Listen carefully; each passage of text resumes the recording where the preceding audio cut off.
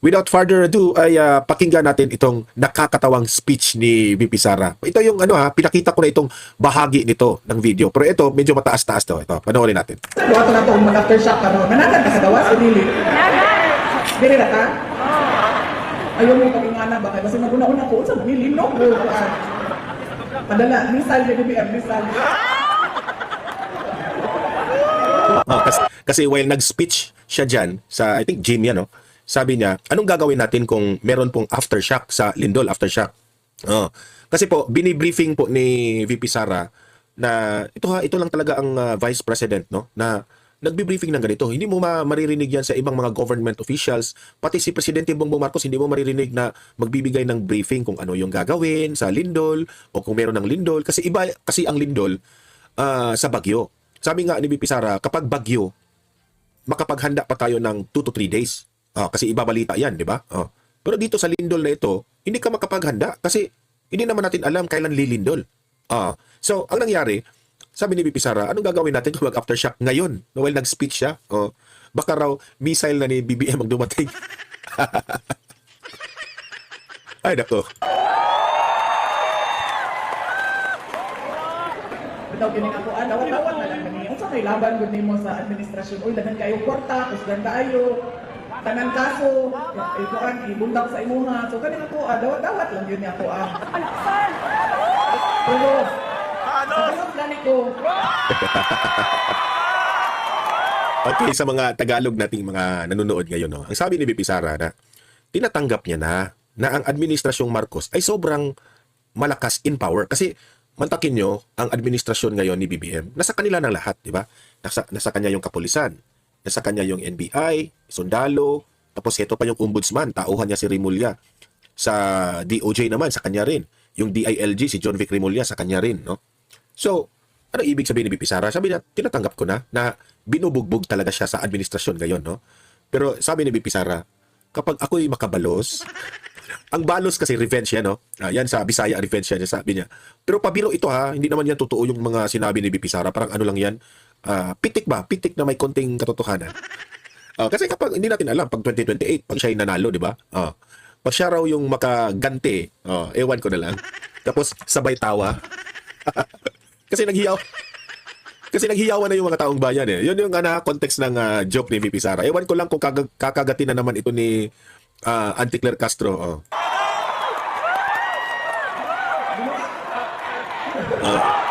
Nagsigaw na yung taong Duterte. Sabi ni VP Sara, biro lang naman yan. Biro lang naman yan. Si VP Sara kasi, mahilig kasi mang-asar ito sa mga kalaban niya.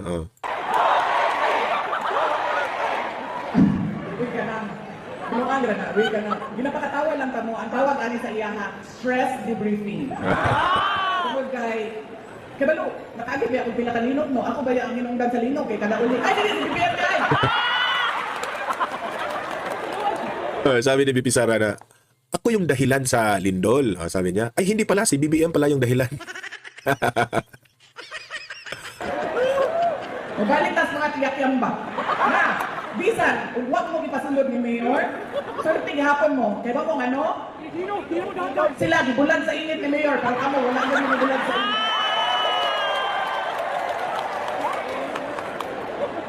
Kamo, hapit na. Padulong na. Uy, pag sunblock biya mo. Sinabihan niyo yung mga audience ba na kasi mainit eh. Sabi niya pag sunblock raw kayo. Grabe. Ala, itong sunblock na joke ni VP Sara ha. Tingnan nyo, papunta na naman ito kay BBM. Pang-aasar talaga ba? Ito. Walay binuang. Na, walay binuang. Kutian pa mo, unsay kalahian sa tao nga nag-sunblock o sa tao nga dili nag-sunblock. Alam nyo ha, itong speech niya, ano ito, parang far out na ito sa kanyang mensahe dyan. Pero kailangan kasi ng taong bayan ng mga ganito, no? Naalala ko tuloy yung tatay niya eh. Na alam naman natin ang dami nating problema, bagsak yung ekonomiya natin, wala nang pera yung ang administrasyon. Wala talaga, mahal yung mga pagkain. So, kahit sa mga ganitong maliit na paraan na nagpapatawa sa taong bayan, malaking tulong yan na ngumingiti naman sila kahit minsan. Ito yung joke niya patungkol sa sunblock ha. Nang dili nag-sunblock, paspas sila manigulang. Paspas sila manigulang, mangunod, o magkalunton, Ang sabi ni Bibi Sara, yung mga tao raw hindi nagsa-sunblock, mabilis raw umitim. Tapos merong mga itim-itim, yung parang talumtom sa Bisaya ba? Oh. Yung sabi ng tao bayan, si BBM, si BBM. Wala namang sinabi si Bibi Sara. Kunsa man? Kunsa man? Yeah, sino raw? So, si BBM, gitalumtom raw si BBM.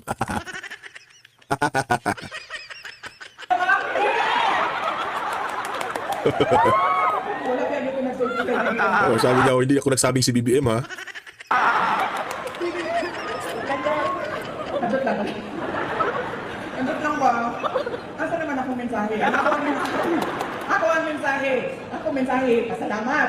Ikadungang mensahe, ang ato ang simpatya o condolences sa kanang pamilya nga namatyan. Ang sunod na itong mensahe, sala ni tanan ni Maasim! Okay, very good. Pagpangandam. Ako ang mensahe pagpangandam. Mauto siya ang example. Sa tao na wala presence of mind. Mudagan lang, dili pa mudagan na yun. Pag hunak pa, kung linog ba ni? Pag naman, mudagan mo siya, huwag siya naghuna-huna kung sa iyang dalhon. Diba? Ito yung ano ha, in Bisaya version, pinangaralan po ni Bibi Sara ang taong bayan kung ano yung gagawin kapag merong lindol. Muna, ang example, sa tao nga wala nag-andam. Ang linog, dili pa mo tamalibaw kung kanus ka siya mo, abot. Di pareho sa kuan, sige, ng bagyo, matagaan ang tulo ka adlaw. Hoy, naitusog na bagyo na moabot sa inyo nga pag-andam mo sa baha, pag-andam mo sa landslide, pag-andam mo sa kusog na hangin, sa posibleng makuryente, malunod, lubog sa yuta. Tagaan ang tulo ka adlaw. Sa linog wala. Tagaan lang ta sa Ginoo. Walay warning. Tagaan lang tiya nang taniya kung panahon karon nga maghuna-huna. Panahon sa linog unsa ba ang ako buhaton. Mo nang kinahanglan. Sa panahon sa lindol, anong pwede nating gawin? Right then, sa lindol. Wag may linog, ato nang huna-hunaon. Kung linog na, unsa ko ang buhaton. Para pag-recognize nato, linog na ni. Mao na ako ang kinahanglan buhaton. Di mo mapareho na ako na naghuna-huna ka po. Ako apang question ang ako ang kaugalingon kung linog ba ni. Kinahanglan isulat nato sa papel. Panahon sa linog, mao ni kinahanglan ako iandam. Mao ni ang kinahanglan ako buhaton. Ipilit sa salamin para kada adlaw na magtanaw mo sa inyong naong. Actually ha, it's a very nice idea itong sinabi ni Bibi Sara na ilista mo yung mga gagawin mo during lindol, no? At ilagay mo sa salamin. Kasi araw-araw kang mananalamin. Kapag araw-araw kang pumupunta sa salamin, makikita mo, you will be reminded pagdating ng panahon na lumilindol na. Magpangandam po mo sa linog. Nga naman, mao siya ang realidad nato panahon sa 2022 hangtod 2028. So tiyada mo, pagkaman sa 2028, wala na nang linog. Pagdating raw ng 2022, 2028, may lindol pa yan. Pagkatapos ng pagdating ng 2028, wala na raw lindol. Kasi wala na si BBM eh.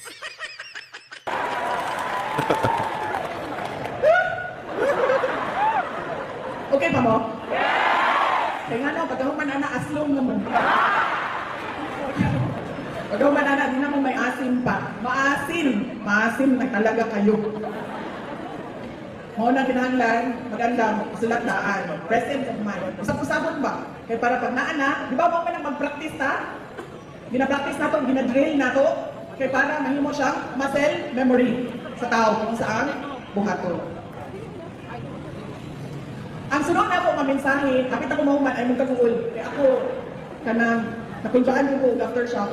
Dini ba yung epicenter, no? Mga gingon ni karong adlaw ni adlaw sa ato ang mga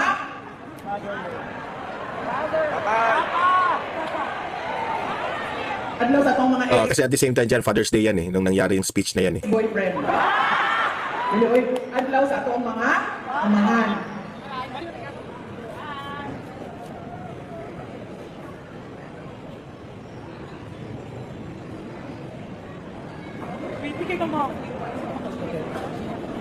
Adlaw sa ato ang mga amahan. Kung sa ato ang mensahe para sa ato ang mga amahan karong Father's Day.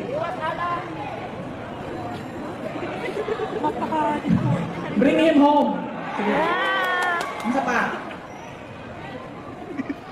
I love you. Thank you for everything. Sa uban kang amahan, ma'am.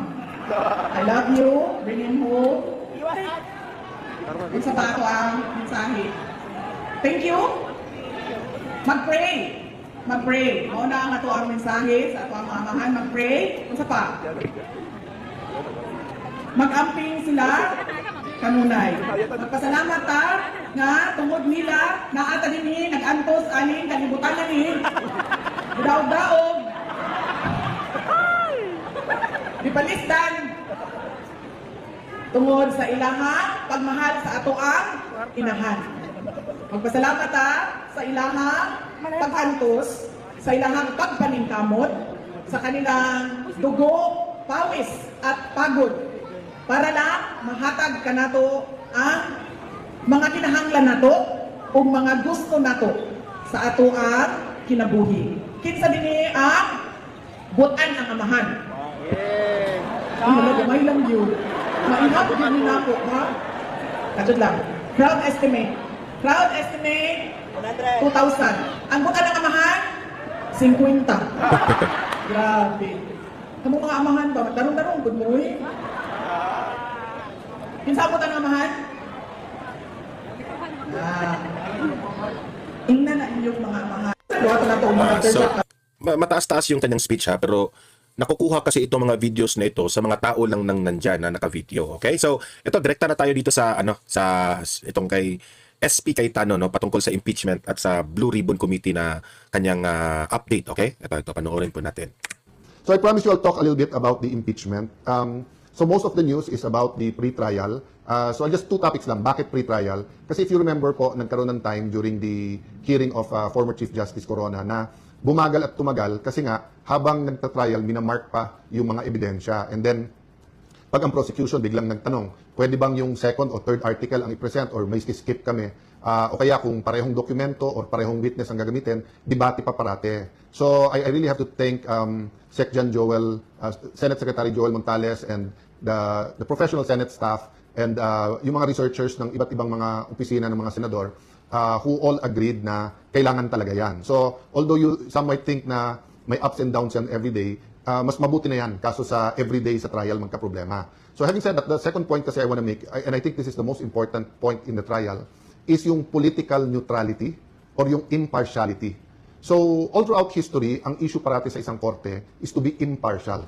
Impartial. Ibig sabihin po, walang kinikilingan, di ba? Hindi pwedeng umpisa pa lang A versus B, kampi ako kay B. Di ba? Kaya nga sa jury system, they have to make sure na yung mga nasa jury hindi biased. So supposedly sa system natin na may judge, sila dapat ay trained na kahit na may personal opinion or may feelings about it, they apply the law. Okay. Diba? So for example, kung yung isang judge namatayan dahil sa drunk driving, pero ang batas natin, drunk driving is... Pero ang problema si Hontiveros, fair ba siya na maging senator judge? Di ba? 6 years lang, hindi pwedeng sabihin ng judge, 9 years ikulong yan. Kasi nga, kailangan niya sundin yung batas. But yung judge kasi is trained. So ang problema natin sa senator judges, we're not really trained as judges. Of course, some of us have been in other impeachment trials or whether sa House or sa Senate, so may konti ng experience. But still, ang layo sa training kahit na ng ating MTC or RTC judges. Diba? So yung impartiality is very important. So if you remember when we convened the court, nag-oath taking, di ba? Nauna ako at pagkatapos nag-oath naman yung lahat ng senator. Makikita nyo po dito sa resolution adopting the rules of procedure on impeachment trials. Sa Rule 3, before the consideration of the articles of impeachment, the presiding officer shall administer the prescribed oath or affirmation to the members of the Senate then present and to the other members of the Senate as they may appear, whose duty shall be to take the same. Upon presentation of the articles to the Senate shall specify the date and time for consideration of such articles unless the Senate provides otherwise. Diba? So yan, ginawa natin lahat. Tingnan niyo yung next paragraph. Senators shall observe political neutrality during the course of impeachment trial. Tapos dinefine niya, political neutrality shall be defined as an exercise of public officials' duty without unfair discrimination and regardless of party affiliation or preference. Correct. Okay, ulitin ko ha. So, kung maging senator judges ka o senator judge ka, dapat walang pamumuliti ka. Pero ang tanong, kaya ba yan ni Hontiveros at ibang mga bangag senators? Yan ang tanong. without unfair discrimination and regardless of party affiliation or preference. So whether admin ka and policy ng admin, if it's the policy of the admin to impeach a certain official, and whether opposition ka at ayaw mo ma-impeach or baliktad, admin ka, ayaw mo ma-impeach, opposition ka, may gusto kang ma-impeach, dapat may fairness, dapat walang unfair discrimination, dapat may political neutrality. That's why, dun pa lang nung nabuo yung bagong majority nung May 11, ang sinabi sa amin ang priority, dalawa, ang ating ekonomiya, at pangalawa, yung magkaroon ng fair at maayos. Yun po ang sabi na fair at maayos, impartial at maayos na impeachment. Pero nagulat kami, bakit naging priority na buwagin yung bagong majority at tanggalin ako bilang Senate President. So isang theory dyan na lumabas is that ayaw kasi talagang lumabas ang buong katotohanan tungkol sa massive corruption that has been going on for the last 4 years. Grabe. And yung simbolo ng massive corruption na yan ay nasa flood control. Nililiwanag ko po yun kasi sabi ng iba, flood control lang. Hindi po. Napakaraming instances of corruption. Some are endemic. Some were there, for example, pag sinabing Customs, BIR, DPWH, to be fair to the Marcos administration, even President Duterte said na may corrupt na contractor sa DPWH. Even President Duterte said, yan BIR, yan Customs. Remember, may kinulong siya sa Bureau of Immigration, di ba, BID. Lalo po during the time of President Pinoy, who we also honor today. Many people are honoring him. I had the privilege of also serving with him 3 terms sa Congress and then sa Senado. We were not always in agreement, but I recognize the good that he's done, as I recognize the good done by President Duterte. And during the Pinoy years, anti-corruption was also very important. So having said that, nung lumabas yung Napoles, sabi, grabe naman to. May ghost, may yung pera parang dumadaan lang sa foundations, tapos sa bulsa na ng politiko at ng contractor pumupunta. Ang problema mga kababayan, nagmukhang barye. Yung Napoles, pagdating dito sa ghost project sa flood control, isipin nyo, 350 billion a year. Yun ay sa flood control pa lang. Hanggang ngayon po, yung corruption dun sa maintenance projects, na is another 300 billion a year. Halos wala pa akong nababasa dyan. So napakarami pa ho. So, statement po ni Senator Win, paraphrasing, pag may lumabas na ebidensya, di pwede mag-hearing. I'm not so sure kung eksakto yun ang sinabi niya. So I won't comment sa kanya. But yung sinabi po ni Chairman Erwin na iikot na lang ba tayo sa flood control? O kaya yung sinabi ng iba na kapag ka may bagong ebidensya, hindi po ganun. Pag nag-iimbestiga ka, ikaw naghuhukay. Ikaw nag-investigate, ikaw nag-uncover. At kahit sino po sa amin mga senador, congressman, basta neutral lang ho, neutral lang. Wag lang talaga maging alagad or aso or tuta ng Malacanang. Pwede po talaga nating bilangin Yung 18 former Marines, sinabi nila may mga kasamaan sila, active at hindi active. So yung isang lane lang yon, yung mga bodyguards. May magandang point yung sinabi sa akin ng isang public official din. Sabi niya, Sen, bakit ba ang daming debate kung may katotohanan o wala? So hindi pa niya sinasabi kung totoo o hindi yung testimony ng 18 Marines. Sinasabi niya lang, ba't may debate pa kung yung mga former bodyguards o former Marines ay pwedeng mag-deliver o hindi? Si Zaldico na mismo nagsabi Correct. na marami siyang pinadeliveran. Di ba? And everyone agrees that former Congressman Zaldico is in the center of this. So hindi ko pa sinasabi na conclusive siya ang mastermind or kumbaga sa gera siya ang isa sa pinakamalaking general. But we all agree, whether we believe what he said or hindi, that he's in the center of that. At siya na nagsasabi nga na yung mga nilikom niya ay hindi para sa sarili niya at may mga diniliberan siya. Imposible naman mag-isa siya nag-deliver. So, going back to my point, that's one area to follow. Okay, number 2, dami pang public officials. Ang dami na banggit. So, dun sa inyo na nagtataka bakit ako inaaraw-araw ni Senator Lacson, di ba nasabi ko na kasi nabuko sila So, kasi kung susundan nyo, hukayin nyo yung ibang mga video at mga statement ni Senator Lacson, dumating ang point, siya na yung sumasagot Siya na nag-i-interpret kung ano sinabi ng mga witness. Siya na nagsasabing, etong witness na to, okay, eto hindi, eto credible, eto hindi. Kinausap daw niya si Yusek Bernardo, nag-deliver daw, pero hindi sa Malacanang o hindi sa mga taga-Malacanang. Kung hindi, or hindi sa First Family, pero dito dineliver sa mga opisyal na to. And then ayaw niya patawag yung mga opisyal na yan. So, kahit na po yung mga investigador sa PNP na 6 months pa lang nag-training, nag-uumpisa na, may simple yan na kung paano mo susundan yung ebidensya. Di ba? So, napakaraming leads. So, ang question lang, gagawin natin ba to o hindi? Bakit ito inuugnay sa impartial hearing? Kasi kung ang gusto ng administrasyon, kalimutan muna natin lahat ng ibang corruption, impeachment muna kasi importante ito. Then that's selective justice, di ba? Then that's discriminating, meaning any other corruption okay na lang sa atin. Correct. Basta dito na lang kasi why? So I mean, I won't go into the reasons, obvious naman, di ba? So we have the rest of this week, we have next week. Why not call a Blue Ribbon hearing? Why not ask both the administration and the opposition sinong gusto niyong witnesses? Nung araw ganun Naging chairman ako ng Blue Ribbon Committee Kahit sinong member na magsabing, sir, can we call ganyan? Kasi when you call a witness, so for example, kung 10 kami mag-attend, ako gusto ko magtanong sa 18 Marines. Oras ko yun May ako magtatanong doon. Ngayon, may nasabi silang hindi sang-ayon. Eh paano yan? Sangkot yung ibang mga senador sa yung affidavit ng Brave 18. So doon sila takot. Pwede magtanong sila. Kaya nagtataka nga ako kay Senator Erwin, ba't nagko-comment pa about the 18? Eh sabi niya mag-inhibit siya. At si Senator Pangilinan na dapat ang mag-hearing dyan. Kasi kung ang sasabihin po natin ay, sige, we're getting organized. Okay, pero sasabihin nyo, oy, tapusin natin impeachment, wala mo ng Blue Ribbon hearing. Sandali lang.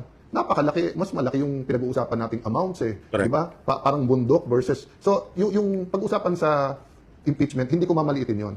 Pero kung ano man ang pag-uusapan natin sa corruption compared sa impeachment, it is at the very least as important. But in terms of volume, of the money lost, napakalayo. Di ba? So ang point ko po, kailangan nakakapag-multitask tayo. Di ba? Kaya nga dinidistract eh. Kaya nga inaaraw-araw ko ni Senator Lacson, sasabihin niya, move on, tapos siya din ang hihirit. Ang daming, i-explain ko yon yung sinasabi niyang hindi statesman. Ang i-explain ni Senator Lacson ito. Kasi ako, 2007, naging chairman ako ng Blue Ribbon Committee. Before that, 3 terms akong congressman. So, although nung congressman ako, nababantayan ko lang yung Blue Ribbon Committee, pero hindi naman ako nakapag-participate. But from 2007 until recently, nababantayan ko at active ako dyan. Halos lahat ng naging chairman dyan, sinusundan ng ebidensya. Halos lahat ng naging chairman dyan sa Blue Ribbon Committee. May reklamo ka man, hindi nila sasabihin committee de absuelto or iwa-whitewash, di ba? Pero during the time of Senator Lacson, kaisa-isa siyang chairman, na obvious, dinidetermine ang direction ng committee. Siya na nagtuturo kung sinong guilty o hindi. Pati papunta sa DOJ, papunta sa ombudsman, di ba? Parang nagpapasahan. So, very, very clear yon, di ba? So, kung gusto niyo ng pampaputi, punta kayo kay Senator Lacson kasi magaling mag-whitewash. Baka may pampaputi, di ba? So, yun ang, kino-compare niya ako sa lahat ng naging Senate President. Sige, compare din kita. Di ba? Kay Senator Gordon, ang comment lang naman doon dati mag-chance din magsalita yung iba. Once, si Senator Trillanes parang sinasabi nga. Pero Senator Gordon was always open. Anyone can ask questions. Pag sinabi mo, invite to, i-invite. Yung ibang naging chairman, Senator TG, maraming nagalit sa kanyang senador. Marami. Kasi nga yung Napoles, maraming tinamaan. Actually, some thought nga, he was too open kasi minsan hindi pa na-verify na pag-usapan. But walang whitewash. Baliktad, ang tingin ng iba, too open nga. Wala naman reklamo nung ako ang naging chairman ng Blue Ribbon. So, napakaraming iba sundan nyo. Wala doon. Kaya hindi yung partial report, ngayon pinupuri niya ang ibang kasama natin. Pero nung una, pinupush niya na pirmahan yung report. Nakalimutan na rin yun. I won't comment there, but I just want to say is, number one, it's too important for our country to be able to find a permanent solution, a permanent system, a real culture against corruption na masolve natin to.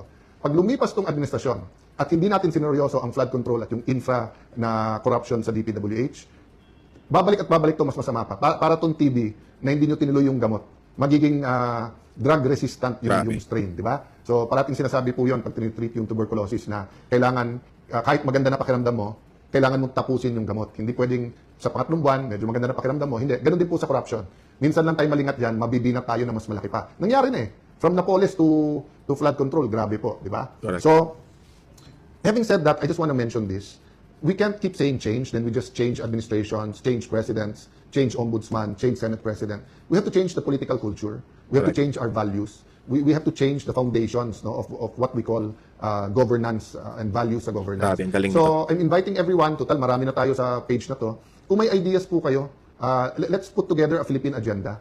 I think yun po yung mali from EDSA 1 until present. Na kapag gusto natin ng revolusyon, inaano natin tao, sama-sama na tayo, magkaisa tayo, sama-sama na tayo. Pero pagka napalitan na ng leader, kami leaders, kami na lang magde-decide. So I think if we want a real change, first, we have to ask God, Lord, anong masamang ginawa at anong... Number two, we have to do it together. So, special mention ko lang yung Tindig Pilipinas. So, di ba, yung grupo nila, Kiko D, nag-file sa ombudsman, so na-receive namin today.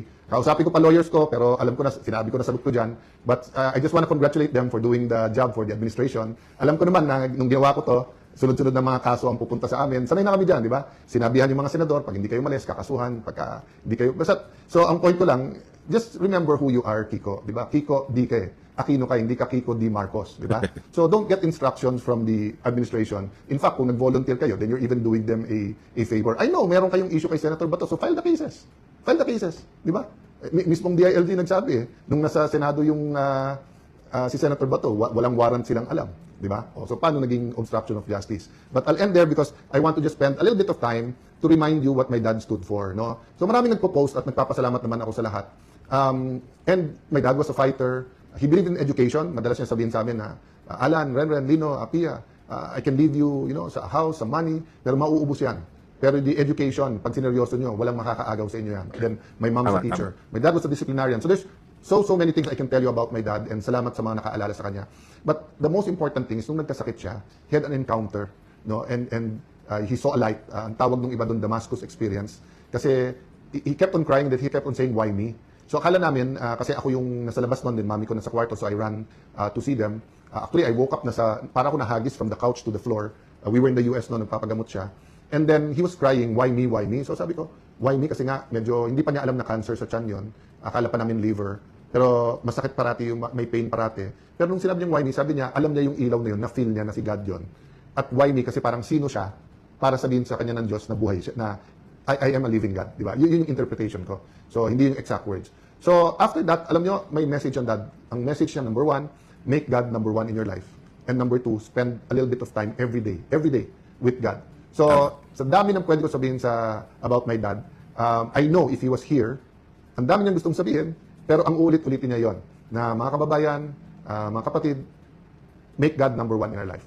And then number 2, always spend time with God. So I have a week naman at hindi rin ako nakapag-post nung Father's Day. Medyo parang 10 years ako hindi migraine, but nagkamali ako. I drank grapefruit, citrus yun, so nag-migraine ako nung Sunday. But I can spend naman the next few days telling you also something about Father's Day, about my dad. But what I want to say about Father's Day and about my dad is that hindi tayo pwedeng fatherless. And in attending nga the Go Convention ng Victory Church, yung unang speaker doon, hindi ako naka-attend pero pinaalala sa akin ng isang very close sa akin, Bishop June. I have the transcript. Meron siyang article, Fatherless No More. I hope many people can read that. I'll see if it